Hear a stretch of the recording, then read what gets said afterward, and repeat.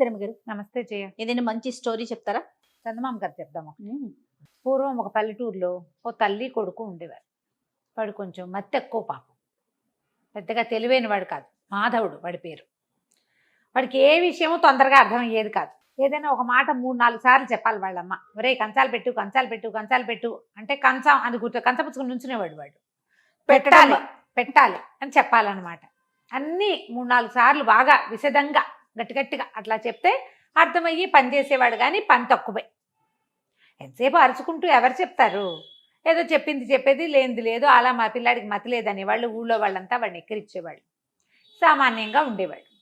సామాన్యమైన కుర్రాడు. ఒక 19-20 ఏళ్ళు, 22 అలా వచ్చాయి. ఏం పని చేయకపోతే ఆ పిల్లాడిని ఏం పోషిస్తుంది? చింతపిల్లాడిలాగా ఇంత తిండ కదా వాడు. శుభ్రంగా తిండి కావాలి. ఇది చేయలేదు వాళ్ళమ్మ. పాపం ఏదో ఆ పని ఈ పని చేస్తూ కొన్ని చోట్ల వాడితో బలవంతంగా పని చేపిస్తూ ఎట్లాగొట్లాగా అట్లా మేనేజ్ చేసేది. అయితే ఏమైంది? ఒరే వంట చేరుకు అయిపోయింది, పొయ్యిలో కట్టెలేవు, కట్టెలు కొట్టుకురారా అని 10 సార్లు చెప్పింది. చాలాసార్లు చెప్పాక ఇక ఒకరు పూటంతా ఇచ్చేసి మంచి ఎండవేళ భుజాన గొడ్డలు వేసుకుని ఓ ముద్ద అన్నం తిన్నాక వెళ్ళాడు.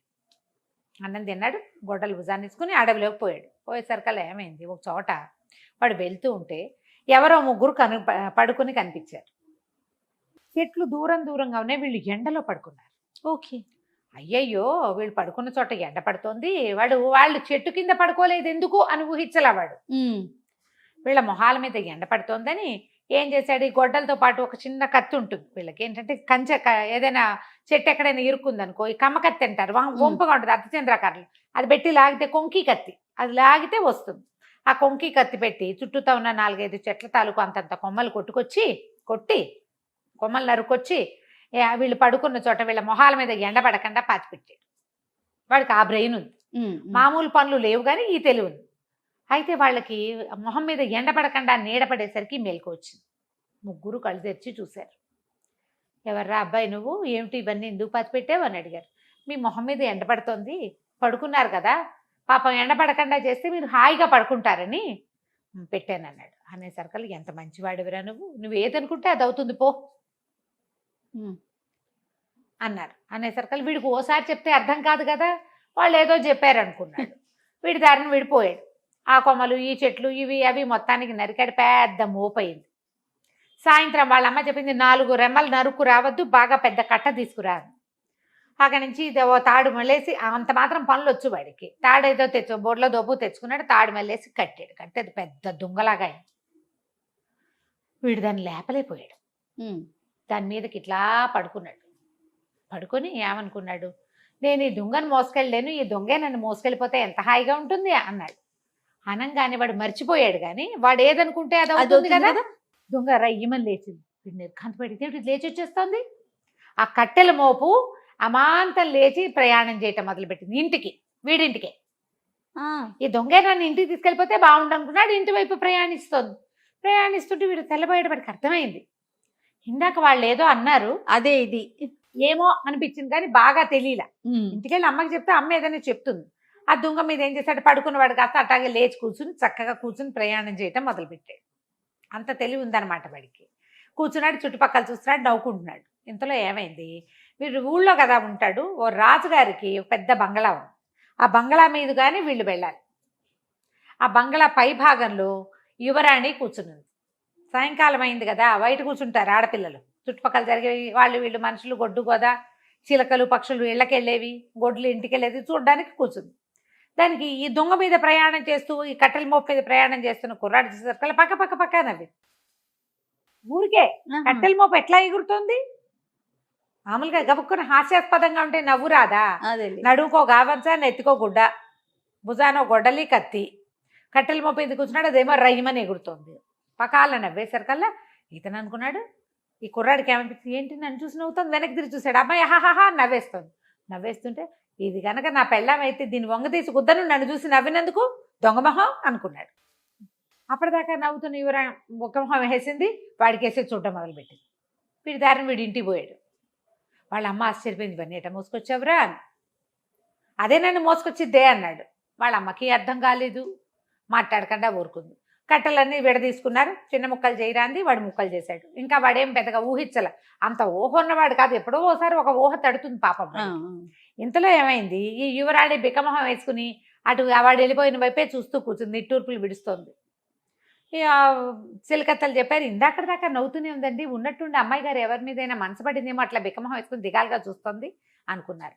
రాజుగారికి చెప్పారు. చెప్తే రాజు అన్నాడు, పిల్లకి పెళ్ళిడు వచ్చింది, ఎవరినైనా చూసి మగవాళ్ళని చూసి ముచ్చట పడింది, ఒక కుర్రవాడిని ఎవరినైనా చూసి అనేసరికల్లా, సరే అమ్మాయి నీకు పెళ్లి చేస్తానంటే, నేను ఎవరిని చేసుకోను నాన్న, ఆ దొంగ మీద ఉన్న అబ్బాయిని చేసుకుంటా అనగానే రాజుగారు తెలబెట్టి, దొంగ మీద ఉంటామేమిటమంటే ఒక కట్టెల మోపు, దాని మీద ఒక అబ్బాయి కూర్చున్నాడు, ఆ అబ్బాయి నచ్చాడు నాన్న అనగానే రాజుగారి కోపం వచ్చింది. వాడెవడు దిక్కుమాలిన వాడో పనికిమాలిన వాడెవడో వాడిని తీసుకుంటానంటుంది ఏమిటి అంటే, సరే ఏమన్నారు మంత్రులు వాళ్ళు కేకలేశారు. అదేంటి మహారాజా అట్లా కాదండి, ఏదో రాజా మహారాజా వాళ్ళ పటాలు చూపిస్తావు, ఏ పటం చూపించినా ఆ అమ్మాయి కాదంటుంది, వీడిని కాదు నేను ప్రేమించింది అంటుంది. మనకున్నదా ఒక్క పిల్ల, ఎవరినైనా రాజా మహారాజా అని పిలిచి చేసామనుకోండి, ఈ రాజ్యం తీసిపోయి వాళ్ళ రాజ్యంలో కలుపుతారు. అదే మన ఊర్లో కుర్రాడే ఎవడో అయితే వాడిని రాజుని చేస్తే మన ఇంట్లోనే ఉంటుంది మన పిల్ల, మన దేశస్తుడే మనకు రాజు అవుతాడు. ఈ పాయింట్ బాగుందనుకుని మంత్రులు సామంతులు తర్వాత సైన్యాధిపతి అందరూ బలపరిచారు. మన ఊళ్ళో కుర్రాడైతే ఓ పని చేద్దాం, మన ఊళ్ళో యంగ్ అండ్ ఎనర్జెటిక్ పెళ్ళిడికి వచ్చిన కుర్రాళ్ళందరినీ రమ్మందాం భోజనానికి, వాళ్ళందరినీ చూపిద్దాం పిల్లకి, ఏ కుర్రాడో అది చెప్తుంది చేసుకుందాం అనుకున్నారు. తొలినాడు భోజనాలకు పిలిచారు. ఇక ఊళ్ళో ఉన్న ప్రతి కుర్రాడు 18 ఏళ్ళ నుండి 25 ఏళ్ళలోపు పెళ్లి కాని కుర్రవేధవులంతా వచ్చారు. ఈ అమ్మాయిని అందరికీ చూపించారు. అదే అమ్మాయే చూసింది అందరినీ, ఎవ్వరూ కాదండి. భోజనాలు అయిపోయినాయి. రాజుగారు చాలా విసుక్కున్నాడు, ఇదేమిటి మొత్తం కుర్రాళ్ళందరూ వచ్చారు, వీళ్ళు అక్కడ సెన్సెస్ తీశారు ఎవరెవరి ఇళ్లలో ఉన్నారు, ఇక మిగిలింది ముష్టి వాళ్ళే, వాళ్ళు కూడా ఒకళ్ళిద్దరిలో వచ్చారు. ఆయనకు చాలా కోపం వచ్చేసింది. మళ్ళీ మంత్రి గారు చాలా బతులాడాడు, పెళ్ళేమో ఇది దిగాలుగా అయిపోయి పాడైపోతుంది, మనకున్నది ఒక్క పిల్ల కదా, ఇక ముందు ఇప్పుడు ఈ పిల్లకి 18 ఏళ్ళు వచ్చినాయి, ఇంకో పిల్లాడో పిల్ల పుడతారో పుట్టరో రాజుగారికి, అట కాదండి నా మాట వినండి, ఇంకోసారి మళ్ళీ కిందటిసారి రాని వాళ్ళంతా మళ్ళీ రండి అని మళ్ళీ చాటింపు వేశారు. ఈ చాటింపు ఈ మాధవుడు వాళ్ళ అమ్మ విన్నది. వాడు విన్న కూడా వినలే, వాడికి అసలు అయ్యగా ఓసారి వింటే వాడు బుర్రకెక్కదు. వాళ్ళ అమ్మంది, ఒరే ఒరే వెళ్ళరా వెళ్ళరా, ఏం చక్క కనీసం రాజకుమార్తె నన్నెందుకు పెళ్లి చేసుకుంటుందే అన్నాడు. పెళ్లి కోసం కాదురా, శుభ్రమైన తిండైనా తినిస్తావు కదా, మనమేముంది ఏదో కూర అనుకుంటాం, చారు పోసుకుంటాం, మజ్జిగ పోసుకుంటాం, గంజన్నం తింటాం, మనం పచ్చడి గంజే మన బతుకు, చక్కగా చెడ్డసోపేతంగా పెడతారు కదా. రాజుగారింట్లో భోజనం చేసి వచ్చిన కుర్రాళ్ళంతా ఇవాళ మొన్నటి భోజనం ఇవాళ దాకా తేరుస్తూనే ఉన్నారు. వెళ్ళు వెళ్ళు అని కొడుకుని ప్రోత్సహించింది. వీడు చింపిరి గుడ్డలతో జీబు జుట్టుతో ఉన్నాడు, అలాగే పోయాడు. వాడికి దేహాభిమానం లేదు, అవధూతవాడు. వెళ్ళిపోయాడు. వెళ్ళేసరికల్లా ఆ రాజకుమార్తె చుట్టూ చూసి వీడిని నేను ప్రేమించాను అనగానే రాజు తల్లిపోయాడు. అయ్యోయ్యో ఇదేమిటి వీడు ఇట్ట ఉన్నాడు, వాడి చింపిరి గుడ్డలు జీబుతల వెర్రి వెధవల్లే ఉన్నాడు, వాడికి పిలిచినా కూడా పలకటం లేదు, ఇంత మతిలేని వెధవని ప్రేమించానంటదేంటి పిల్ల. యువరాణి ఏంది, వీడిని గనక పెళ్లి చేసుకోకపోతే చచ్చిపోతాను నాన్నగారు నేను అని చెప్పేసి. రాజు ఇంకేం చెయ్యాలో తెలియలా. సరే ఆయన గుండు మండిపోయింది. మంత్రి మీద సామంతుల మీద అందరి మీద కోపం వచ్చింది ఆయనకి. పెళ్ళే కదా, శాస్తి చేస్తాను మీ ఇద్దరికి, చేసేస్తాను పెళ్ళి అన్నాడు. తర్వాత రేపొద్దున ఈ దౌర్భాగ్యుడు సింహాసనం ఎక్కుతాడని ఊహించుకుంటే ఆయనకు ఒళ్ళు దురదలు చేస్తున్నాయి పాపం. సరే పెళ్ళికి ఒప్పేసుకుంటారు, పెళ్ళి అన్నారు. వీడికి మంచి బట్టలు కట్టించారు, పెళ్లి చేశారు. పెళ్లి చేసిన రోజు సాయంకాలం రాజుగారి ప్లాన్ ఏంటంటే, ఒక పీపాలో రాకుమార్తెని వీడిని పెట్టి సముద్రంలో పారేద్దాం, తన కూతురు వాళ్ళకి ఎందుకు మరి ఇప్పుడు దౌర్భాగ్యుడిని పెళ్లి చేసుకుంటానన్న పాడు కూతురు నాకెందుకు, దీన్ని రాణిని చేయాలి, రేపొద్దున వాడిని రాజుని చేయాలి, రాజు రాణి లేకపోతే పీడా పోయేది అంటే రాసి పెట్టున్న మొగుడు అని పాట పాడాడు మంత్రి గారు.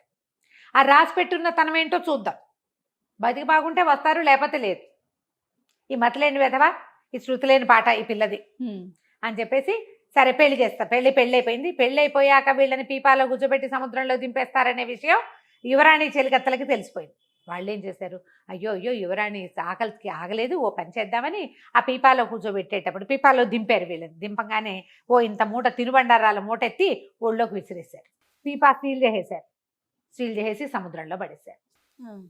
అది కూడా అటు తీసుకుపోయారు, ఒక చోట ఎక్కడ పడవ ఎక్కించి తీసుకుపోయి ఆ పడవలో కూర్చోబెట్టి సముద్రంలోకి తోసేసారు. యువరాణి ఏడవటం మొదలుపెట్టింది. అయ్యో నిన్ను ఎందుకు చేసుకోవాలనిపించిందో నాకు తెలీదు, ఇప్పటికి కూడా నువ్వే నా భర్తవని నాకు తోస్తోంది, ఎందుకు అసలు నువ్వు దొంగ మీద ఎలా ఎగిరేవు, నువ్వు నాకు ఎందుకు కనపడ్డావు, ఈ బతికేమిటి అనేసరికల్లా వీడు ఏమన్నాడు, నేను నన్ను ఎందుకు పెళ్లి చేసుకున్నావో నాకు తెలియదు, మా అమ్మ భోజనానికి వెళ్ళమంటే వచ్చాను అంతే నేను అన్నాడు.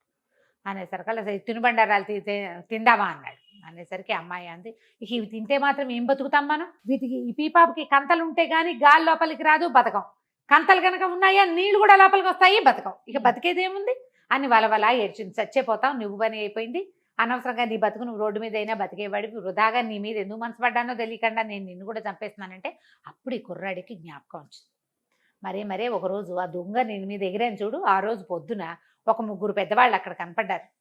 వాళ్ళు నువ్వేదనుకుంటే అది అవుతుందిలే పో అన్నారు. అందుకేనేమో నేను ఆ దొంగ మీద ఉన్నప్పుడు నువ్వు నవ్వేవు కదా, ఇది నా పెళ్ళం అయితే వంగు తీసి కుద్దుదాం అనుకున్నాను అనగానే మా యువరాణి అదేదో అనుకుని తగలబడి ఇప్పుడైనా ఏదో ఒకటి సరిగ్గా అనుకో అన్నది. అనేసరికల్లా ముందు ఆకలిస్తుంది, ఇవి తిందాం అన్నాడు. ఇద్దరు కలిసి తినుబండారాలు పంచు తినేశారు. తిన్నాక మనల్ని రక్షించడానికి ఒక పడవ, ఒక నావ, ఒక ఓడ ఎవరైనా రావాలి. దీనికి చిల్లులు పడితే చచ్చిపోతాం, చిల్లు లేకపోయినా చచ్చిపోతాం. చిల్లులు కాదు, ఈ తేలుతున్న పీపాను చూసి ఎవరైనా పడవాడు ఒక ఓడవాడు వచ్చి మన ఎక్కించుకోవాలి అన్నది. అనగానే ఈ కుర్రాడు ఏమన్నాడు, సరే ఒక ఓడ ఎవరైనా మమ్మల్ని రక్షించడానికి వస్తే బాగుండు అనుకోగానే బాయమని పెద్ద చప్పుడు వినపడింది. ఓ పడవ వాళ్ళు, అదేదో దేశం వాళ్ళు పడవ మీద ప్రయాణం చేస్తూ వెళ్తూ, అంటే ఇప్పుడు సామాన్లు అప్పట్లో ఇవి ఉండేవి కదా, వ్యాపారస్తుల పడవ ఏదో తేలుతోంది ఏమిటో చూసి ఆ పీపాని దగ్గరికి లాగారు. వాళ్ళు ఏమనుకున్నారు, ఎవరో దినుసులు పట్టుకెళ్తుంటే పీపా పడిపోయి ఉంటుంది, ఏదైనా తినుబండారాలు ఉంటాయని చూస్తే అందులోంచి పిల్లాడు పెళ్లి కూతురు పెళ్లి కొడుకు వేషాల్లో బయటకు వచ్చారు. బయటికి రాగానే సరే వాళ్ళేమన్నారు, వేగు లోపలికి ఎక్కించుకున్నారు. వీళ్ళకి ఏదో కాస్త మంచినీళ్ళు తాగడానికి ఇచ్చారు. ఎక్కడ దిగుతారు అని అడిగారు. అడిగితే ఏదో ఒక లంకలో దింపేయండి అంది రాకుమార్తె. ఇప్పుడు వెనక్కి వెళ్తే తండ్రి ఏం చేస్తాడు, అవును, లంకలో దింపేయంగానే యువరాణింది, నువ్వు తెలివిగా ఆలోచించి ఎక్కువ ఆలోచించబోక, మనకి ఇక్కడ ఒక ఇల్లు వాకిలి పనివాళ్ళు అందరూ కావాలని కోరుకో. అంటే ఒక రాజభవనం నిండా పనిచేసేందుకు పనివాళ్ళు, మంత్రి సామంతులు అందరూ కావాలి అని కోరుకున్నాడు. పెద్ద బిల్డింగ్ వచ్చింది ఆ లంక మీద. ఒక 2-3 మంత్రులు వాళ్ళు వచ్చారు. మహారాజా వచ్చారా అనుకుంటూ. ఓహో అన్నీ కుదిరినాయి, బాగానే ఉంది. అమ్మాయింది, నువ్వు మాత్రం ఆలోచించొద్దు, నేనే చెప్తాను. మెల్లిగా అంత చక్కగా స్థిరపడింది, తిండుంది, పని వాళ్ళకి పని ఉంది, చక్కగా తోటలు దొడ్లు ఏర్పరచుకున్నారు, అన్నీ బాగానే ఉన్నాయి. ఆ అమ్మాయి అంది, అలా కాదు, నువ్వు ఏదనుకుంటే అది అయ్యేటట్టయితే ఈ మామూలు మొహము, ఈ తెలివి తక్కువ బుర్ర ఎందుకు, చక్కగా అందమైన శరీరము, మంచిగా ఆలోచించే బుర్ర కావాలని కోరుకోవచ్చు కదా అని అన్నది. వాడి కూడా తట్టింది. వాడు అప్పుడు మళ్ళీ కోరుకున్నాడు, నాకు కొంచెం అందమైన దేహం కావాలి, మొహం అందంగా మారిపోవాలి, చక్కగా తెల్లగా పొడుగ్గా అందంగా అయిపోవాలి, నేను ఇలాగా అని అడగల, అందంగా అని అడిగాడు. తర్వాత నా తెలివితేటలు పెరగాలి, తెలివితేటలు పెరిగినాయి, అందంగాను అయ్యాడు. రాకుమార్తె భలే అందగత్తె. ఇద్దరు హాయిగా కులాసాగా ఉండటం మొదలుపెట్టారు. ఈ దీవి మీద చక్కగా సామ్రాజ్యం ఏర్పరచుకున్నారు, సొంత రాజ్యం. అది ఎంత దూరంలో ఉంది, వీళ్ళ ఊరు నుంచి కొంత ప్రయాణం చేస్తే అది వస్తుంది. సముద్ర తీరం వెంబడి వెళ్తూ ఉంటే ఒక దీవిలాగా ఉంటుంది, అక్కడ కనపడుతుంది. అయితే కొన్నాళ్ళు పోయాక రాజుగారు ఆ దీవి వెంబడి వెళ్తూ, కూతురు ఏమైపోయిందో ఇక ఆయన దిగులు పడుతూనే ఉన్నాడు. ఆ దీవి వెంబడి గుర్రం వేసుకుని వస్తూ చూశాడు, ఇదేంటి కొత్తగా ఈ దీవి మీద బిల్డింగ్లు వచ్చినాయి, ఎవరు చెప్పలేదు వేగులు వాళ్ళు అని చెప్పేసి తమ తాలూకు సైనికుల్ని కొంతమంది పంపించారు. పంపిస్తే ఈయన పేరు మాధవవర్మ అండి, ఈయన ఫలానా రాజుగారు అల్లుట్ట, ఆయన భార్య ఆయన కలిసి ఉంటున్నారు, ఇక్కడ చాలా పెద్ద ఇల్లు వాకిలి ఉన్నాయి, వాళ్ళకి మంత్రులు ఉన్నారు, సైన్యాధిపతి ఉన్నాడు, వాళ్ళంతా వ్యవసాయం అది చేసుకుంటున్నారు, బోళ్ళంతమంది పని వాళ్ళు ఉన్నారంటే రాజు ఆశ్చర్యపోయాడు. ఊరివిడి దుంపదగా వీడు ఎలా చేశాడు అని. సరే పడవలు వేసుకుని ఆ దీవిలోకి పోయారు. యువరాణిని చూసి సంతోషించాడు రాజు, భోజని భలే బాగా అయ్యింది అని. ఈ మాధవుడు ఏం చేశాడు, మా అమ్మని కూడా దగ్గర పిలిపించుకుందామని చెప్పాడు భార్యకి. సరేనంటే కొంతమంది సైనికులు పిలిచి మాధవవర్మ గారు మిమ్మల్ని రమ్మంటున్నారు అని తీసుకొచ్చి రాజభవనంలో దింపారు. రాజభవనంలో హాయిగా ఉండేది. కానీ ఆవిడ ఎప్పటికీ ఈ కుర్రాడే తన కొడుకని ఆవిడ తన కోడలని నమ్మల. పిచ్చి మీద ఎక్కడున్నాడో అనుకుంటుండేది. వాడి మొహం మారిపోయింది కదా, వాడు అమాయకుడు. యువరాణితో వాడికి పెళ్ళయిందనే సంగతి తెలుసు, ఆవిడకి తెలియదు. కానీ ఆ యువరాణి పక్కన ఉన్నవాడు తన కొడుకేనని ఆవిడ జీవితకాలము నమ్మల. హాయిగా కులాసాగా మాత్రం ఉంది. ఈ మతిలేని మాధవుడు చక్కగా ఇలా రాజకుమారుడైపోయి ఏంటంటే వాడు ఏం చేశాడు, ఇందులో ఒక చిన్న మంచి పని, ఆ పడుకున్న వాళ్ళకి గొడుగిచ్చాడు అంతే. వాళ్ళు ఏంటంటే 3 దేవతా పురుషులు. వాళ్ళు ఎండని భూమి మీద మానవులు ఎలా పడుకుంటారో చూద్దామని పడుకుని వీడు చేసిన ఆ ఎండ పడనివ్వకుండా చేసిన సహాయం వల్ల వాడికి ఇచ్చిన వరంతో వాడు హాయిగా జీవించాడు. కథ కంచికి మనం ఇంటికి. బాగుందండి. నమస్తే. నమస్తే గారు. నమస్తే. ఏదైనా మంచి కథ చెప్తారండి? 2 అమ్మాయిల కథ చెప్తాం. 2 అమ్మాయిలు అంటే 2 అమ్మాయిలు ఏం చేశారో బోల్డ్ ఐడియాలు వస్తాయి మనకి. ఒక ఊళ్ళో ఒక బాగా ధనవంతుడైన ఒక ఆయన ఉండేవాడట. ఆయన పెళ్లి చేసుకున్నాడు, కూతురు పుట్టింది. కొడుకు పుట్టలేదని ఆయన రెండో పెళ్లి చేసుకున్నాడు. రెండో భార్య కూడా ఇంకో కూతురు పుట్టింది. కానీ రెండో భార్య మంచి తెలివైంది. ఆవిడ ఆయన ధనవంతుడిని ఆకట్టేసుకుంది. ఆకట్టుకుని పెద్ద భార్య దగ్గరికి వెళ్ళనిచ్చేది కాదు. ఇక్కడ భార్య కూతురు పాపం చిన్న ఇంట్లో ఉండేవాళ్ళు. ఆ రెండో భార్యకి పెద్ద ఇల్లు, మంచి భవనము అది ఉండేది. ఆవిడ అసలు ఆయన్ని వ్యామోహింపజేసేసింది అనమాట. కొడుకులు పుట్టకపోయినా పర్వాలేదనే ఇలాంటి భావాలు వచ్చేసినాయి. క్రమంగా పెద్ద భార్యని ఆ చిన్న ఇంట్లో నుంచి ఊరి చివరన ఒక చిన్న గుడిసెలోకి మార్పిచ్చేసింది. వీళ్ళింటికి వాళ్ళింటికి మధ్యలో ఒక పర్లాంగు దూరం ఉండేది. పెద్ద మేడ చిన్న ఇల్లు ఉండేవి. ఇప్పుడు చిన్న ఇల్లు దూరంగా అయిపోయి గుడిసె అయిందనమాట. ఈ పెద్ద భార్య ఏం చేస్తుంది, ఆయన ఏం పెద్దగా వచ్చేవాడు కాదు, పెద్దగా మాట్లాడేవాడు కాదు, పిల్లని పెంచుకుంటూ ఉండేది. ఇప్పుడు ఏం చేసేది, నూలు ఒడికి సంపాదించుకునేది తనకి పిల్లకి. అయితే ఏమైంది, ఆ పెద్ద భార్యకు ఒక కూతురు, చిన్న భార్యకి పెద్దమ్మాయి చిన్నమ్మాయి. ఈ పెద్దమ్మాయి కూడా తల్లితో పాటు ఆ నూలు బడకటం నేర్చుకుంది. చక్కటి బుద్ధిమంతురాలు ఆ పిల్ల. ఆవిడ కూడా మంచిదే, భర్త అట్లా ఉన్నా ఆవిడేం అనేది కాదు. ఇక అంతే ఆయన మనస్తత్వం, ఏం చేస్తాము, గొడవ చేసుకుని ఏమవుతుందని ఆవిడేం మాట్లాడేది కంటే ఉండేది. పాపం వాకిట్లో కూర్చుని పిల్ల నూలు ఒడుకుతుంటే పెద్ద గాలి వచ్చిందట. గాలి వచ్చి ఈ ఒడుకుతున్న నూలంతా ఎగిరిపోయింది. పిల్ల అయ్యో అని పరిగెత్తింది ఆ ఎగిరిపోతున్న దాన్ని పట్టుకోవటానికి. వలవలా ఏడ్చేస్తోంది, కళ్ళలోంచి నీళ్ళు గారిపోతుంది. మా అమ్మ వస్తే నేనేం చెప్తాను, ఇంట్లో చీకట్లో కనపట్లేదని బయట కూర్చుంటే గాలి వచ్చి కొట్టేసింది, అయ్యో గాలి దేవుడా ఎంత పని చేసావు అని ఏడుస్తూ కళ్ళలోంచి నీళ్ళు ఇట్లా కారుతుంటే ఆ గాలికి ఆ కళ్ళ నీళ్ళు కూడా ఇలా వెళ్తున్నాయి. అయితే ఆమె వెనకాల నుంచి వస్తున్న గాలి దేవుడు అన్నాడు, ఏం పర్వాలేదులే, పోయినాయి నీ ఏడవకు, పద నాతో రా, నీవు నూలు నీకు ఇప్పిస్తాను అని చెప్పాడు. పిల్ల గాలితో పాటే అలా ముందుకెళ్ళింది. వెళ్ళేసరికల్లా ఏమైంది, అక్కడ ఒక ఆవు కనపడింది. ఆవంది, అమ్మాయి ఎక్కడికి వెళ్తున్నావమ్మా అని అడిగింది. గాలిదేవుడు నా నూలు ఇప్పిస్తానన్నాడు, నేను వెళ్తున్నాను. ఆవంది, కొట్టమంతా మురిగ్గా ఉంది, కూర్చోలేకపోతున్నాను, నుంచోలేకపోతున్నానమ్మా, కొంచెం ఇదంతా శుభ్రంగా తుడిచిపెట్టవా. సరేనని పిల్ల ఏం చేసింది, అక్కడ ఇక్కడ కనపడిన కొబ్బరి పుల్లలన్నీ సరిగ్గా చేసి చీపు గట్టిగా కట్టి చక్కగా అదంతా శుభ్రంగా తుడిచింది. ఆ పక్కన ఏదో బాగుంటే నీళ్ళు చేది అదంతా కడిగింది. 4 బొక్కెన్లు నీళ్లు తోడి ఆవును కూడా శుభ్రంగా కడిగింది. అంతా పేడగా అలా పిచ్చి పిచ్చిగా ఉన్న ఆవు తెల్లగా మెరుస్తుంది. అక్కడి నుంచి ఆవుకు దండం పెట్టింది. ఆవు వెనక భాగానికి దండం పెడతారు కదా. సరే పనిలో ఉన్నావు, నేను నిన్ను ఆపానమ్మా అంది. అది కాదులే, ఏముంది పని, వెళ్తాను ఎలాగూ, నువ్వు గోమాతవే, నిన్ను చూసుకోవాలి కదా మనుషులం మేము, అందుకని ఈ పని చేశాను, కొట్టంలోకి వెళ్ళి పడుకో, కొట్టమంతా శుభ్రంగా ఉందని చెప్పింది. ఆవు లోపలికి వెళ్ళిపోయింది. ఈ అమ్మాయి మళ్ళీ నడవటం మొదలుపెట్టింది. గాలి ఆ పక్కకి వీస్తుంది, ఏ పక్కకి వెళ్తే ఆ పక్కకి రమ్మన్నాడు. ఆ పక్కకి వీస్తుంటే ఆ పక్కకి నడుచుకుంటూ వెళ్తుంటే ఒక అరటి చెట్టు కనపడింది. అక్కడ అరటి చెట్టుకి కొంచెం చిన్న గేలేస్తే అరటి చెట్టు చుట్టూతా రకరకాల తీగలు, ఎన్ని తీగలో దాని మీద పడిపోయి ఆ తీగలన్నిండా కాయలు పువ్వులు. ఆ బరువు అంతా అరటి చెట్టు మీద బరువు పడకూడదు, అది వంగిపోతుంది. పడక్కమందంటే విరిగిపోయినట్టే.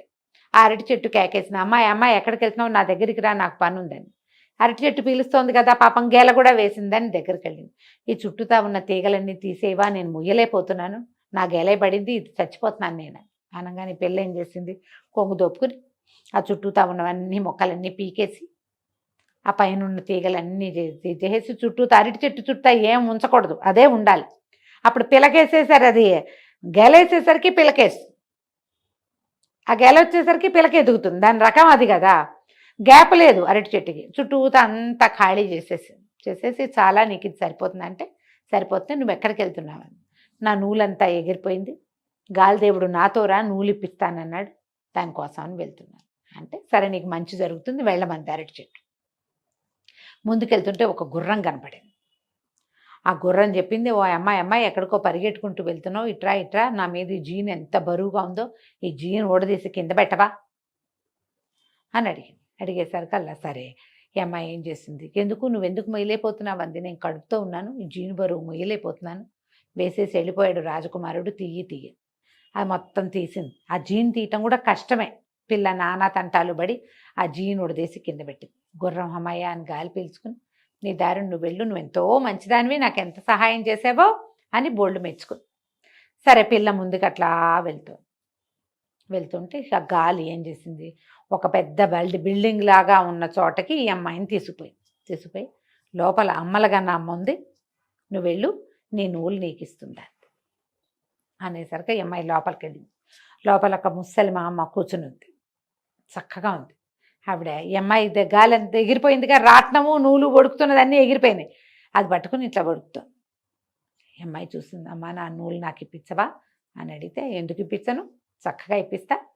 నువ్వు చూడు ఎప్పటి నుంచో రోడ్డు మీద ఉన్నట్టున్నావు, ఒళ్ళంతా దుమ్ము మురికి కొట్టుకుపోయినావు. నువ్వు పోయి ఇక్కడ కొలనుంది కోనేరు, కోనేటిలో స్నానం చేసిరా, 2 సార్లు మునుగు, 3ఓసారి మునగద్దు, 2 మాటలే మునగాలి అన్నది. సరేనని పెళ్ళి ఏం చేసింది, వెళ్ళి నీళ్లలో మునిగింది. మునగంగానే తెలుసుకుంది ఒళ్ళంతా తెల్లగా అయిపోయింది, తనకి చక్కగా ఉంది, నున్నగా మెరుస్తోంది. మళ్ళీ మునిగేసరికల్లా పిల్ల బోసిగా ఉన్న పిల్లకి చెవులకు ఆభరణాలు, మెళ్ళలోకి వస్తువులు అన్నీ వచ్చేసినాయి. నీటిలోంచి బయటకు వచ్చింది. అక్కడ ఏవో బట్టలు పెట్టున్నాయి, కట్టుకుంది. వచ్చి ముసలమ్మ దగ్గరకు వచ్చింది. మళ్ళీ అమ్మ నా నూలు ఇప్పించవా, ఎందుకు ఇప్పించాను, ఇప్పిస్తాను, ఎన్నాళ్ళైందో నువ్వు సరిగ్గా తిని, పక్కనే భోజనశాల ఉంది, వెళ్ళి శుభ్రంగా భోజనం చేసిరా అనేసరికి పిల్ల అక్కడికి వెళ్ళింది. ఆ హాల్లో బోళ్ళని పప్పులు, కూరలు, పులుసులు అన్నీ పెట్టున్నాయి. అన్నం ఉంది, పేటేసుకుని కంచం పెట్టుకుని అన్నం తిన్నది. అన్నీ తిన్నాక మళ్ళీ వచ్చి, అమ్మ నువ్వు ఎన్నో ఇచ్చావు నాకు, ఈ ఆభరణాలన్నీ వచ్చాయి, నీళ్ళలో మునిగేసరికి శుభ్రంగా తిన్నాను, పాపం మా అమ్మకి ఏమీ లేదు అంటే ఇవి నవ్వింది. ఏం పర్వాలా, మీ అమ్మ కూడా అన్నీ ఉన్నాయి, నువ్వు ఇక్కడ నీళ్ళలో మునిగేసరికి అక్కడ మీ అమ్మకి కావాల్సినవన్నీ వచ్చాయిలే, మీ అమ్మ కూడా అన్నం తిన్నది, ఏం పర్వాలేదు, ఇంకొకటి ఇస్తాను, అది పట్టుకుని వెళ్ళు, అక్కడ చూడు ఎన్నో బుట్టలు ఉన్నాయి చూడండి, అక్కడంతా ఇంత అంత అంత అంత పెద్ద పెద్ద బుట్టలు బోల్డ్ ఉన్నాయి, ఆ బుట్టల నుంచి ఒక బుట్ట తీసుకెళ్ళు, నీకు కావాల్సిందే అని. ఈ పిల్ల అనుకుంది, ఇన్ని రకాలు ఇస్తే మళ్ళీ బుట్టలు దేటా తీసుకెళ్తాం, సరేలే అని అన్నిట్లో చిన్న బుట్ట ఒకటి తీసుకుంది.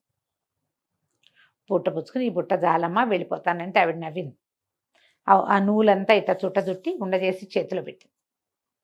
నూలు ఉండ తీసుకుని వెళ్ళిపోను అని. పిల్ల నడుచుకుంటూ వచ్చింది వెనక్కి. వచ్చేసరికి అలా గుర్ర పిల్ల కనపడింది, గుర్రం కనపడింది, దానికి ఒక పిల్ల పుట్టింది. గుర్రం అంది, ఈ గుర్ర పిల్లని తీసుకుపో, గుర్రం ఎక్కువ, నేను ఇంటికి తీసుకెళ్తుంది, దీన్ని నువ్వే ఉంచుకోవాలి. ఆ గుర్రాన్ని ఎక్కి వెళ్ళటం మొదలుపెట్టింది. అరటి చెట్టు కనపడింది, అది ఇంత పెద్ద గెలేసింది. అరటి చెట్టు ఏం చేసింది, దాత నన్ను ఎట్టాగు కొట్టేస్తారు, ఈ గెల నువ్వు పట్టుకెళ్ళని ఆ గెల ఇచ్చి గుర్రం మీద పెట్టింది. అరటి పళ్ళ గెల పుచ్చుకొని వెళ్తుంటే ముందు ఆవు కనపడింది. ఆవు దూడ, ఆవుకు ఒక దూడ ఉంది. ఆవు ఏం చేసింది, ఇట్రా అని ఆ ఘాట్లో చూడు ఇక్కడ సంచి ఉంది, ఆ సంచి తీసుకో అంది. ఆ సంచి నిండా బంగారు మొహరీలు ఉన్నాయి, ఈ సంచి పుచ్చుకెళ్ళు, ఒక్కడు కూడా ఇది శుభ్రం చేయాల, నువ్వే ఇది శుభ్రం చేసిన దానివి అని చెప్పి ఆ బంగారం ఉన్న మూట పిల్ల చేతిలో పెట్టి, ఆ పిల్ల ఆ గుర్రం మీద వేసుకుని ఆ గుర్రం ఎక్కి నిదానంగా ఇంటికి వెళ్తే తమ ఇంటి ప్లేస్లో పెద్ద ఇల్లు వాకిలి అన్నీ ఉన్నాయి. అప్పుడు ఈ పిల్ల చెప్పింది, అమ్మలుగా అమ్మని చూశాను, ఎంత బాగుందో, ఇదిగో ఈ నూలేమో నీకు ఇచ్చింది, ఈ బుట్ట నాకు ఇచ్చిందమ్మా అని చెప్పి అరటి పళ్ళ గెల, ఈ గుర్రము, డబ్బు అన్నీ తల్లికి అప్పచెప్పింది. అమ్మంది, ఈ బుట్టలో ఏముందమ్మా, ఏమో నాకు తెలియదమ్మా, ఏదో ఒక బుట్ట తీసుకెళ్ళమంది, ఇన్నిచ్చింది, ఇంకా పెద్ద బుట్ట ఎందుకని చిన్న బుట్ట తీసుకొచ్చానమ్మా, ఎక్కడైనా తగిలించుకుందాం బాగుందని. అమ్మంది, అందులో ఏముందో చూద్దాం పట్టని ఆ బుట్ట తీశారు. ఆ బుట్ట ఎప్పుడైతే ఓపెన్ చేశారో అందులో నుంచి ఒక పెద్ద వెలుగులాగా బయటకు వచ్చి ఒక పొడుగాటి కుర్రాడు వచ్చాడు అక్కడికి. ఆ వెలుగు ఒక కుర్రాడుగా మారింది. ఆ అబ్బాయి ఏం చెప్పాడంటే, నేను ఈ దేశాలని రాజుగారి 2వ కొడుకుని, ఓహో, ఈ బుట్టలో ఉన్నాను నేను, నన్ను ఎవరు బయటికి తీస్తారో ఆ పిల్లని నేను పెళ్లి చేసుకోవాలని అమ్మలుగన్నయ్యమ్మ చెప్పింది నాకు అని చెప్పి ఈ పిల్లని నేను పెళ్లి చేసుకుంటానన్నాడు. వాళ్ళ అమ్మ ఆశ్చర్యపోయింది. ఓరిని వాళ్ళే చక్కగా పిల్లకు పెళ్లి చేయాలన్నదే దిగులు, పెళ్లి కూడా కుదిరిపోయింది. చక్కగా అంగరంగ వైభవంగా పెళ్లి చేశారు. రాజుగారు 2వ కుమారుడు వీళ్ళ మేడలోనే ఉండిపోయాడు. చుట్టుపక్కల వాళ్ళందరూ ఓహో పిల్లకి ఎంత దశ పెట్టిందని చెప్పుకున్నారు. రాజుగారి ధనవంతుడి చిన్న భార్య కూతురికి కూడా పిలిపెళ్ళింది, చిన్నమ్మాయికి కూడా. కానీ వాళ్ళు రాలే పెళ్ళికి. ఇంత చక్కటి పెళ్లి కొడుకు వచ్చాడు, ఏమిటో ఇవి అవి కలిసి వచ్చినాయి, గుర్రం వచ్చింది, వాళ్ళ ఇంటికి అవి వచ్చినాయి ఇవి వచ్చినాయి అని చెప్పుకున్నారు. సరే 2వ భార్య అంది, వసే అవన్నీ మనకి వస్తాయే, నువ్వు వెళ్ళు, నువ్వు కూడా వెళ్ళు, ఆ అమ్మలుగా నమ్మ ఏమిటో చూసిరా, ఇట్టాట నేను వెళ్ళి కనుక్కున్నాను అన్నీను, ఏమీ లేదు, వాకిట్లో నూలు వడుకుతూ కూర్చో, గాలి వస్తే గాలితో పాటు పో, అమ్మలుగా నమ్మని చూసిరా, నీకు కావాల్సింది అడిగి తెచ్చుకోవచ్చు, పెద్దది అటాగే తెచ్చుకుంది, నువ్వు కూడా అటాగే తెచ్చుకోవచ్చు. చిన్నది మహాపొగరబోతు, సాగుబడి, దాని ఇష్టం. వాళ్ళమ్మ ఇప్పుడు వాళ్ళ దగ్గర చాలానే ఉన్నాయి, ఉంచుకోవచ్చు కదా. ఈ వీళ్ళ దగ్గర ఉన్నా కూడా మనకే కావాలని ఎందుకు అనుకోవాలి ఎవరైనా? సరే వాకిట్లో కూర్చుంది నూలు పడుకుతూ, గాలి రాదు పాడు రాదు ఎప్పటికీ. దాంతో ఏం చేసింది ఈ అమ్మాయి, లోపల నుంచి ఒక విసినకర్ర పట్టుకొచ్చి బాగా విసిరి ఆ నూలంతా ఎగిరిపోయేలాగా చేసింది. విసరగా గాలిదేవుడు వచ్చాడు. ఏమిటమ్మాయి విసురుతున్నావు అన్నాడు. నా నూలంతా ఎగిరిపోయింది, నాకు తెచ్చివా అంతే. సరే నాతో రా, నేను తెచ్చిస్తానన్నాడు. సరే వెంబడి పెట్టు తీసుకుపోయాడు. తీసుకెళ్తే ఒక ఆవు కనపడింది అక్కడ. ఆవు చెప్పింది నా కొట్టమంతా శుభ్రంగా లేదు, కొంచెం బాగు చేస్తావంటే బాగు చేస్తావు. కొట్టం బాగుండిపోతే వాకిట్లో పడుకో. కొట్టమే పడుకోవడం నీకు అది బెడ్రూమ్ కావాలా ఏంటి? నీకు గది అంతఃపురం కాంతవా నువ్వు? బయట పడుకో చెట్టు కింద. ఇవన్నీ ఎవరు చేస్తారు ఈ పనులన్నీ? పేడగీడ నేనేం ముట్టుకో, నాకు అసలు అలవాట్లేదు చెత్తపుట్టలు ముట్టుకోవటం అని పిల్లని అడవటం మొదలుపెట్టి. అరటి చెట్టు కనిపించింది. ఓ పాప ఇట్రా కొంచెం ఈ మొక్క చెట్లన్నీ పీకవా, చుట్టూతా ఉన్నాయంటే అనేసరికల్లా చెట్టు మొదట వచ్చినప్పుడే పీకించుకోవాలి. ఇంతంత పెరిగిపోయి నీ మీద పడితే ఇవన్నీ ఎవరు ముట్టుకుంటారు? అవన్నీ ఇట్లా రసాలు వస్తాయి. ఆ చెట్లు ముట్టుకుంటే చేతులు కంపు, నేను ముట్టుకోను, నాకు అలవాట్లేదు, ఇలాంటి పనులన్నీ నేను చేయను పొమ్మని ఊరుకుంది అరటి చెట్టు. ఇంకా ముందుకెళ్ళేసరికల్లా గుర్రం కనపడింది. నా మీద జీనుంది తీవా అంది. ఎవడు వేశాడో వాడితో తీర్చుకో. ఎవ్వరికి హెల్ప్ చేయాల, మాకు అలవాట్లేదు, అవసరం లేదు. అలవాటు లేదు, అవసరము లేదు, ఇంకేంటంటే ఆ రకమైన ధోరణి లేదు. ఈ గుర్రం ఊరుకుంది. ఇంకా ఈ అమ్మాయి నడుచుకుంటూ వెళ్ళింది. వెళ్ళాక గాలిదేవుడు అన్నాడు లోపలికి వెళ్ళమ్మా, అమ్మలగన్నయ్య అమ్మ ఉంది ఆవిడ దగ్గరికి వెళ్ళమ్మా. లోపలికి వెళ్ళింది. ఆవిడ నూలు తీసుకుంటుంది. ముసలి మా అమ్మ కూర్చుంది. లోపలికి వెళ్ళింది. ఈ అమ్మాయి అటు ఇటు చూస్తుంది. అమ్మలగన్నయ్య అమ్మ అంటే ఈ పిల్ల ఏమనుకుంది, ఈవిడ ఇటగో కూర్చుంటుంది అనుకుంది. ఇటు చూస్తే ముసలిమామ ఉంది ఇక్కడ. ఈవిడే అమ్మలగన్న అమ్మాయి ఉంటుందని దాని ఊహ కూడా రాలా. లోపలికి వెళ్ళి ఓ ముసలమ్మ నువ్వేనా అమ్మలగన్నమ్మవి, రే ఆవిడ ఎవరన్నా ఉందా అని అడిగింది. ఆవిడ నవ్వింది నేనేను అని. సరే మా పెద్దదానికి ఏవో ఇచ్చావు చాలా, నాకు కూడా ఏమైనా ఇవ్వు, అవి పుచ్చుకుని నేను వెళ్తా అంటే ఆవిడ నవ్వింది. అలాగే వెళ్ళి చెరువులో మునిగిరా, కొలంలో 2 సార్లు మునుగు అంతేనంత. సరే పిల్ల వెళ్ళింది, నీళ్ళల్లో మునిగితే చక్క తెల్లగా మెరిసిపోయింది. బాగున్నాను అనుకుంది. రెండోసారి మునిగితే మామూలుగానే దానికి కొన్ని ఆభరణాలనే ఇంకా వచ్చినాయి, గజ్జలు అవి గల్లు గల్లుమంటూ. మూడోసారి మునిగితే ఏమిటో బ్రహ్మాండం పగిలిపోతుంది అనుకుంది. మూడోసారి మునిగేసరికల్లా ఏముంది, మొత్తం నగ నట్ర అన్నీ పోయి మొహం నిండా కురుపులు, పొక్కులు, గడ్డలు, అక్కడక్కడ వెంట్రుకలు ఇన్ని వచ్చినాయి. నిర్ఘాంతపోయింది. అది లేచి బయటకు వచ్చి సో ఇదేమిటి నేను ఇట్ట తయారైన ముసల్దాన, నువ్వు నన్ను ఏం చేసావే, నీ మొహం మండా అని తిట్టింది అమ్మవారిని. అమ్మలుగానమ్మని తిట్టేసరికల్లా ఆవిడంది నేను చేసేదేముంది, నీకు నువ్వే చేసుకున్నావు, పో ఇక్కడి నుంచి బయటికి అని చెప్పి ఆ చేతిలో ఉన్న నూలుని ఇట్లా విసిరేసరికల్లా ఆ నూలు ఈ పిల్లని తెరవేసింది. బయటికి వచ్చేసింది. ఆ బిల్డింగ్లో నుంచి బయటకు వచ్చేసింది. నూలే తోసేసింది అమ్మాయిని బయటికి. ఆ తోసుకుంటూ తీసుకొచ్చేసింది. నూలు ఇంకక్కడ నిలవనివ్వల. వచ్చేసరికల్లా వరుసగా కనపడ్డే గుర్రము, అరటి చెట్టు, ఆవు. వాళ్ళకి ఏ సహాయము చేయలేదుగా, ఏమీ ఇవ్వల. గాలితోటి నూలుతోటి తోయబడుతూ ఈ చిన్న అమ్మాయి ఇంట్లోకి చేరిపోయింది. వాకిట్లోకి వచ్చిన పిల్లని చూసి తల్లి గుర్తుపట్ల. అది మామూలుగా తెల్లగా అందంగానే ఉంటుంది, మరి నగా నట్ర పెట్టుకుని పిల్ల కళగా ఉంటుంది. కళ లేదు, కాంతి లేదు, మొహం నిండా గడ్డలు మచ్చలు, మోచేతుల దగ్గర అక్కడ ఇంత పొడుగున వెంట్రుకలు. దీన్ని ఏం చేయాలో తెలియలా తల్లికి. ఏం చేస్తే ఇది క్యూర్ అవుతుంది? వాళ్ళ ఏడ్చింది ఆవిడ. ఇదేమిటి ఇట అయ్యావు, ఉండే బాగున్నావు కదే, ఉన్నవే ఉంచుకుంటే పోయేదే, అంతేగా అసలు ఉన్నవి కూడా పోయి ఇట తయారయ్యావేమిటి అని బాగా శోకాలు పెట్టి ఏడ్చేసరికల్లా ఆ పిల్ల అలా బోమంది. ఏం జరిగిందో చెప్పమంటే తల్లి మొత్తం లిస్ట్ అంతా చెప్పింది. తల్లి కేకలిసి నీకు వినయం లేదు, వందనం లేదు, అది వినయంతో సాధించుకుందే అంటే పిల్ల అడిగింది నువ్వు నాకు ఎప్పుడైనా చెప్పావా వినయంగా ఉండమని? నీకు లేదు, నాకు నేర్పలేదు, నాకు రాదు, వెళ్ళకుండా ఉంటే సరిపోయింది, నాకేం వెళ్ళటం ఇష్టం లేదు, నువ్వే పంపించావు, దానికి వచ్చిందేదో నాకు కూడా రావాలని, ఇప్పుడు ఇటా వచ్చాను, నాకేం చేస్తావో చెయ్యి అంటే ఇవిడేం చేస్తుంది, లబోదిబోం అంటూ పోయి ఆ పెద్ద అమ్మాయిని అడిగింది. నువ్వు వెళ్ళిన చోటకే దీన్ని పంపించాను, ఇది ఇట్ట అయిపోయింది, నేనేం చేయను అని. ఆ పిల్ల ఏం చేసింది, సరే లేపింది చూద్దామని మళ్ళీ ఒకరోజు వాకిట్లో నూలు వడుకుతో కూర్చుని, దానికి అవసరం లేదు, గాలి వచ్చేసరికల్లా మా చెల్లిని మామూలుగా చేయమని అడిగి మళ్ళా వెళ్ళి చెల్లెల్ని వెంబడి పెట్టుకుని చెల్లెలతోటి ఆవుకి సేవ చేయించి, అరటి చెట్టుకి సేవ చేయించి, గుర్రానికి సేవ చేయించి వెంబడి పెట్టుకెళ్ళి 2 సార్లు మునిగించి దాన్ని మామూలు మనిషిని చేసి తీసుకొచ్చుకుంది. ఆ తర్వాత ఇంకెప్పుడు ధనవంతుడు తన పెద్ద భార్యను నిర్లక్ష్యం చేయలే. ఈ చిన్న భార్య కూతురు కూడా వీళ్ళతోటి చక్కగా ఉన్నారు. ఆ పిల్లకి మొగుడిని వాళ్ళే వెతుక్కున్నారు. అమ్మలుగా నా అమ్మ అయితే దానికి వరుణ్ ఇచ్చే ఉద్దేశం చేయలేదు. ఎందుకంటే ఇంతకు ముందు ఏం చేసింది ఆ పిల్ల, ఆవిడ ఏదైనా ఒక బుట్ట తీసుకెళ్ళమంటే పెద్ద బుట్ట తెచ్చుకుంది. ఆ పెద్ద బుట్టలోంచి ఒక తాచుపాము వచ్చింది. ఓహో. ఈసారి ఏమీ జరగల అలాంటివి. ఇంటికి వచ్చాక తర్వాత అది మామూలుగా అయిపోయింది. ఇంకా ఈ పెద్ద అమ్మాయితోటి పంతం ఏమీ లేదు. జీవితం మాత్రం మెల్లిగా బాగుపడింది. అందుకని ఎప్పుడు కూడా ఎవరికైనా లభించిన దాన్ని చూసి మనకున్నది చాలదు అలాంటిది కావాలనుకోకూడదు. వాళ్ళలాగా కాదు, మనలాంటి దారిలోనే మనం వెళ్ళాలి. మనం పిల్లలకి అది అర్థమయ్యేలాగా చెప్పాలి. వాళ్ళకుంది నాకు కావాలి అనకూడదు. వాళ్ళది వాళ్ళదే, మనదే మనదే. దానికోసం సరదాగా ఈ కథ చెప్పచ్చు. తప్పకుండా అండి. నమస్తే. నమస్తే. నమస్తే రమ్మగారు. నమస్తే జయ. రమ్మగారు, మనల్ని తిట్టేవారిని వారు మనతోనే ఉంటారు, ఎలా హ్యాండిల్ చేయాలి? ఇప్పుడు ఫర్ ఎగ్జాంపుల్ ఇంట్లో వాళ్ళు, అమ్మ కావచ్చు, అత్తయ్య కావచ్చు, ఫ్యామిలీ మెంబర్స్, లేకుంటే స్నేహితులు, లేకుంటే ఆఫీస్లో వర్క్ చేసేటప్పుడు వారు మనతోనే ఉంటారు, వాళ్ళని మనం హ్యాండిల్ చేయాలి. చాలా కష్టం కదండి. సందర్భాన్ని బట్టి సింపుల్గా మాట్లాడేసుకోవచ్చు కానీ కరెక్ట్ అండి.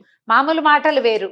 నువ్వు అప్పుడు అలా చేసావు, ఇప్పుడు ఇలా చేసావు, నీకు బుద్ధి లేదు, నీకు జ్ఞానం లేదు, నువ్వు ఎందుకు పనికిరావు, ఇలా మాట్లాడతారు. ఇప్పుడు ఇది ఎలా అంటే మన వాళ్ళే అనుకుంటాం.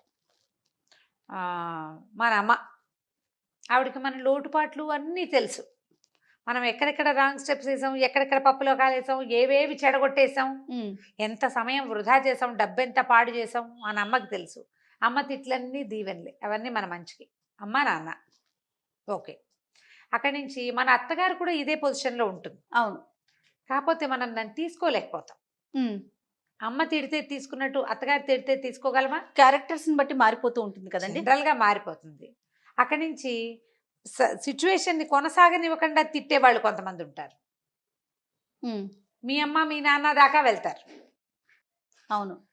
వీళ్ళతోటి ఎట్లా హ్యాండిల్ చేసేది ఒక పెద్ద టఫ్ టాస్క్. భర్తలు తిట్టేవాళ్ళు ఏం మాట్లాడినా ముందు లకార మకార ప్రయోగాలు, తిట్టడం, బూతులాడేయటం, ఏదో ఒకటి అనేయటం, ప్రతిదానికి నువ్వు ఇలా చేసావంటే నీ ఉద్దేశం అదనమాట అని తిట్టడం. ఇది ఇంకో టఫ్ టాస్క్. అవును. ఈ రెండూ కాకుండా మూడోది ఇంకోటి ఉంది. ఎక్కడికో వెళ్ళాం, ఏదో పని చేయబోయాం, అక్కడున్న వాళ్ళు తిట్టడం మొదలు పెడతారు. చిన్న చిన్న విషయాల్లో జయ, బస్సులో తోపులాటల దగ్గర నుంచి వాకి ఏదైనా అడ్రస్ అడగబోతే కూడా తిడతారు కొంతమంది. వాళ్ళ లోపల అసహనాన్ని దాచుకోరు. అసలు వాళ్ళకి ఎందుకు అసహనం ఉందో వాళ్ళకు కూడా అర్థం కాదు, తెలీదు, వాళ్ళకి అర్థం కాదు. ఇప్పుడు మన క్లోజ్ సర్కిల్స్లో అనుకో, కొంతమందిని మనం అవాయిడ్ చేయగలుగుతాం. అవును. కొంతమందిని అలవాటుగా వాళ్ళ తిట్లు స్వీకరించేస్తాం, కొంతమంది నుంచి పారిపోతాం అసలు వాళ్ళని చూడకుండా. కానీ ప్రతి చోట వస్తాయి తిట్లు. ఇప్పుడు ఏం చేయాలి, ఎలా హ్యాండిల్ చేయాలి? బౌద్ధ జాతక కథ ఒకటి చేయాలి. చిన్న కథ. ఒక బుద్ధిస్ట్ మాంకు భిక్షకెళ్ళాడు. ఆ ఇంట్లో ఆవిడ పొద్దునే మొగుడుతో ఏదో తగాదా పడింది, ఏదో గందరగోళమైంది. పని పాట లేదా, ఇళ్ళమ్మడి పడి తిరుగుతారు ఎప్పుడు, ఇప్పుడు ఎవడు పెడతాడు నీకు అని అరిచింది. ఈయన రెండోసారి అడగాలి, భవతి భిక్షాన్ దేహి అని. అడగగానే తేలిగ్గా కూర్చున్నావా, తేరగా ఉందా, పని లేవు పాట లేవు మీకు అన్నది. మూడోసారి కూడా అడిగాడు. మూడోసారి మళ్ళీ భవతి భిక్షాన్ దేహి అన్నాడు. ఆవిడ రయ్యమని లేచి చేతిలో ఉన్న చాట బయటికి విసిరేసి, ఇట్లా చంపుకు తింటున్నారు, ఊరంతా బిచ్చగాళ్ళు తయారయ్యారు అని. ఇంకా ఆవిడ కొంచెం, నేను కాస్త మామూలు భాష చెప్తున్నా కదా, ఘాటైన పల్లెటూరి భాషలో 4-5 వాక్యాలు అన్నది. ఆయన నిశ్శబ్దంగా వెళ్ళిపోయాడు. ఈవిడ విసిరేసిన చాట తెచ్చుకుని మళ్ళీ బియ్యం అందులో పోసుకోపోయి ఏమనిపించింది, నేను తిట్టే కదా ఈయన, పెడితే పెట్టవులే పోవమ్మా, పెద్ద పెట్టావు కానీ, అలాంటివి ఏమి అనలేదేమిటి. పైగా మొదట తిట్టా, మళ్ళీ అడిగాడు, మళ్ళీ తిట్టా, మళ్ళీ అడిగాడు. మూడోసారి ఆయన రివర్స్లో అవ్వాలి, లేదా రుసరుసలాడాలి, దుమదుమలాడాలి. ఎలా ప్రశాంతమైన మొహంతో వచ్చాడో అలాగే వెళ్ళిపోయాడు. ఏమిటి, ఏమైనా శాపం ఇస్తాడేమోనని డౌట్ వచ్చింది. ఓహో. ఆ చాట అక్కడ పెట్టి ఆయన వెనకాల పరిగెత్తుకుంటూ వెళ్ళింది. ఆయన అప్పటికే మూడో ఇంట్లోకి వెళ్ళిపోయాడు. ఈవిడికి ఈ జ్ఞానోదయం అయ్యి ఈ ఊహొచ్చి వెళ్ళేసరికి వీళ్ళ ఇల్లు అయింది, పక్క ఇల్లు అయింది, ఆ పక్క ఇంటికి వెళ్ళాడు. వెనకాల భిక్షు ఆగని పరిగెత్తింది. ఆగాడు. ఏమ్మా ఏమిటమ్మా అన్నాడు. నేను నిన్ను తిట్టే కదా, నీ కోపం రాలేదా, మరి నువ్వేం అనలేదు ఎందుకు అని అడిగింది. నేను తీసుకోలేదమ్మా అన్నాడు. తీసుకోపోవటం ఏంటి, తిట్టే కదా, చెవులు లేవు నీకు, ఉన్నాయిగా చెవులు. అవునమ్మా నేను తీసుకోలేదు అన్నాడు. ఎందుకు తీసుకోలేదు నువ్వు, నేను తిట్టినప్పుడు నువ్వు తీసుకోవాలి, నువ్వెందుకు తీసుకోవాలి. అమ్మా నువ్వు భిక్ష నా పళ్ళెంలో పెట్టావు, అది నా పాత్రలో పడింది, పుచ్చుకుంటా, నేను భిక్ష కోసమే వచ్చా, నువ్వు తిట్టావు, నా చెవిలోకి వెళ్ళి బయటికి వెళ్ళిపోయింది, నేను అది ఉంచుకోవాలా, నేను తీసుకోలేదు దాన్ని అన్నాడు. ఎందుకు తీసుకోవో ఎలా తీసుకోవో చెప్పు నువ్వు నాకు. నేను నీకు ఒక ఆవుని ఇచ్చాను అనుకో, అది ఎవరిది అన్నాడు. నాకు ఇచ్చావు కాబట్టి నాదే అని.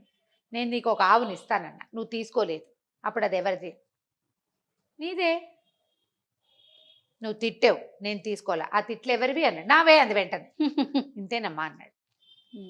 తిట్లు తీసుకోవద్దు, నువ్వు రియాక్ట్ అయ్యావనుకో తగాదా పెరుగుతుంది, ఆ తిట్లు నీ చెవిలో అలాగే ఉండిపోతాయి. ఒకసారి ఒకళ్ళు అవతల వాళ్ళ దుర్భాషలు ఆడితే నువ్వు కూడా దుర్భాషలే ఆడతావు. మాట తీయగా మాట వస్తుంది, నోటితో పోయాక చేతులు బాహుబాహవి అవి అవుతాయి, ముష్టిఘాతాలు, వాళ్ళు వీళ్ళు విసరటం, చేతిలో ఉన్న వస్తువు విసిరేయటం, ఏదైనా పగలగొట్టేయటం జరుగుతాయి. తిట్టు నీ చావు నువ్వు చావు నాకు అక్కర్లేదు అని కనుక మానేస్తే బ్రహ్మాండంగా ఉంటుంది. ఇది భలే కష్టం, చాలా కష్టం, చాలా కష్టం. ఒక్కసారి తూష్ణీభావం వహించటం అనేది ప్రాక్టీస్ చేస్తే, మీ అత్తగారు అమ్మనాభూతులు తిట్టింది, తలకాయ తిప్పి చూడకుండా పని చేయటం నేర్చుకోండి మీరు. అప్పుడు కూడా పొగరంటారు కదండి, నేను ఎన్ని మాట్లాడినా నువ్వు పట్టించుకోవట్లేదు అంటారు. నేను మాట్లాడేదాన్ని, నేను మనిషిని కాదా అని అడుగుతారు. నువ్వు ఇప్పుడు ఆవిడ అడిగిన ప్రశ్నకి నువ్వు సమాధానం చెప్పాలి. ఆవిడ తిడితే సమాధానం ఎందుకు చెప్తావు నువ్వు? ప్రశ్నకి సమాధానం వేరు, తిట్టుకి సమాధానం వేరు కదమ్మా. తిట్టుకి సమాధానం ఏదవుతుంది, తిట్టే అవుతుంది. ఆ సమాధానాన్ని ఇవ్వకూడదు. మీలో మీకు ఒక సంయమనం నేర్చుకోవాలి. అప్పుడు ఎదుటి వ్యక్తి నుంచి మార్పు వస్తుందా రమ్మగారు? ఏం చేస్తారు జయ్య, ఎంతసేపు అంటారు ఎవరైనా, అరి చచ్చినా ఇది గింజు చచ్చినా మాట్లాడదనుకుంటారు. ఎక్కడైనా కూడా, అత్తగారనే కాదు, ఎక్కడైనా సరే నీకు క్వశ్చన్కి తప్పకుండా ఆన్సర్ చెప్పాలి జయ, దుర్భాషలకి ఆన్సర్ చెప్పకూడదు. ఇది కష్టమే. ఒక్కసారి మనసు దిటవుగా చేసుకుంటే ఈజీ అయిపోతుంది. నేను అరిచి వచ్చాను, నువ్వు సమాధానం చెప్పట్లేదంటే నువ్వు అడుగు చెప్తావు, తిడితే ఎట్లా చెప్తాను, అది మనం అడగాల్సింది. నువ్వు ఏదైనా అడుగు, అదేం చేసావు, ఇదేం చేసావు, ఎక్కడ పెట్టావు, వెళ్ళావా వచ్చావా అని అడుగు, బాగుంది. దాన్ని అన్నిటికీ సమాధానం చెప్తా. నువ్వు నన్ను తిట్టి, మా అమ్మని తిట్టి, మా నాన్నని తిడుతుంటే నీకు సమాధానం ఎట్లా చెప్తా? తిట్లకి సమాధానం తిట్టే కదా. నన్ను కూడా ఎదురు తిరిగి తిట్టమన్నావా మరి? ఇప్పుడు తప్పు మీదనుకోండి ఇందులో. ఇప్పుడు ఇది మనం ఇందాక చెప్పుకున్న కథ ఏమిటి, ఆయన ఎవరో భిక్ష అడిగాడు, ఆవిడెవరో తిట్టింది. అవును, ఆఫీసుల్లో తిట్లు పడతాయి, ఆఫీస్లో పడతాయి. ఏదో ఒక పని ఇచ్చారు, వాళ్ళు చేయలేదు, వీళ్ళు నువ్వు గుడ్ ఫర్ నథింగ్, నువ్వు ప్రతి ప్రాజెక్ట్లో ఇలాగే పాడు చేస్తావు, ఇలా ఏదో తిట్టారు. లేదా ఇన్ టైం ఏదైతే నీకు మెమో ఇస్తాం, లేకపోతే ఇంకేదో షో కాజ్ నోటీస్ ఇస్తాం అన్నారు. వీటికి సమాధానంగా మనం ఏం చేయాలి? తప్పుని కరెక్ట్ చేసుకోవాలి. ఎస్, పని చేసి చూపించాలి. ఎవరికైనా అంతే. మీరు తిట్లు రాకూడదు అంటే అప్పుడు అకారణపు తిట్లు పక్క పెట్టు, సకారణపు తిట్లు ఉంటే వాటిని కరెక్ట్ చేసుకోవాలి. ఇది మనం పిల్లలకి చెప్తాం. ఎట్లా? వాడి పిల్లడికి 50 మార్కులు వచ్చినాయి 100కి, తెగ తిట్టావు, పిల్లాడు ఒక 10 ఎక్కువ చేసి చూపిస్తాడు నీకు కదా, నువ్వు అదే కదా కోరుకుంటావు. అవునండి, ఎవరైనా అంతే. మరి ఇక్కడ కూడా అంతే. నీవు తిట్లకి ఎదురు తిట్లు తిట్టి నేను చెయ్యను, నీ దిక్కుంచో చెప్పుకో అంటే నువ్వు ఎప్పటికీ కరెక్ట్ అవ్వవు. కరెక్షన్స్ ఉండవు నీకు. జన్మంతా నువ్వు ఎవరో ఒకరితో అనిపించుకుంటూనే ఉంటావు. ఆ మాటలు మూటల్లాగా మూసుకుంటూ ఉంటావు. మాటలు మొయ్యద్దు, ఆ మూటలు మోసుకోకండి, అనవసరమైన తిట్లు తీసుకోకండి. ఇది ఎప్పుడు అవుతుందంటే జయ, ఎప్పుడు మనని మనం కరెక్షన్ చేసుకుంటూ ఉండాలి జయ జీవితంలో. ఇవాళ కూరలో ఉప్పు తక్కువైంది, రేపు కొంచెం మరి కాస్త ఎక్కువ వేయాలి. ఇవాళ తిట్లు తిన్నాం, వంట సరిగా రాలేదు, కొంచెం ఒళ్ళు దగ్గర పెట్టుకుని వండుకోవాలి. మనం చేస్తాం కదా, మనమైనా తినాల్సిందే కదా. మొగుడు అన్నాడు కాబట్టి, ఆయన ఏదో అన్నాడు, అత్తగారు ఏదో తిట్టింది కాబట్టి ఎలాగోలా చేసి పారేయం. ఇవాళ బాగా చేయాలనుకుంటామా? ఖచ్చితంగా అండి. అప్పుడు కరెక్షన్ ఎవరికి కుదిరినట్టు? మనకి నీకు, మనకి, వ్యక్తికి కరెక్షన్ వచ్చింది. తిట్లు నీకు ప్లస్ అయ్యాయి కదా, అలాంటివి తీసుకో. దాంతో నువ్వు కరెక్ట్ ఎక్కడ సరవ్వాలో అక్కడ సరవ్వు. అకారణంగా తిట్టేవాళ్ళు లేదా పాత విషయాలు ఎత్తి తిట్టిపోసేవాళ్ళు, వాళ్ళని వదిలిపెట్టేసేయండి. ఎంత వదిలేస్తే అంత హాయిగా ఉంటారు. ఇది వాళ్ళ హాయి కాదు, మనకి హాయ్. మనకి హాయి. దీన్ని మొయ్యద్దు. ఇది ప్రాక్టీస్ భలే కష్టం. ఈ చెప్పినంత ఈజీ మాత్రం సచ్చినా కాదు. అవునండి. భలే కష్టం. బట్ ఈ కరెక్షన్ని నేర్చుకుంటే ఇవాళ రేపు మనకి సమాజం చాలా చిన్నది, ప్రపంచం చాలా పెద్దది. మనం ఎందరినో డీల్ చేయాల్సి వస్తాం. ప్రతి చోట రియాక్ట్ అయ్యి అసహనం తెచ్చుకుంటే మనకు వచ్చేది ఏమిటి? మనకున్న సమస్యలతో పాటు బీపీ కూడా ప్లస్ అవుతుంది. అవును కదా. పైగా ఏమవుతుందంటే నువ్వు తిట్లకి సమాధానం తిట్లే చేస్తే ఎప్పటికీ కరెక్ట్ అవ్వవు. మనం కరెక్ట్ అవ్వము, ఆ ఇష్యూ సద్దుమణగదు. సద్దుమణగదు, అది ఆగదు. ఇంకా నువ్వు ఎప్పటికీ కరెక్ట్ కాలేవు. కాబట్టి కరెక్షన్కి ప్రాధాన్యత ఇవ్వండి, తిట్లని అనవసరంగా తీసుకోకండి. తప్పకుండా చాలా మంచి విషయం చెప్పారు అమ్మగారు. నమస్తే.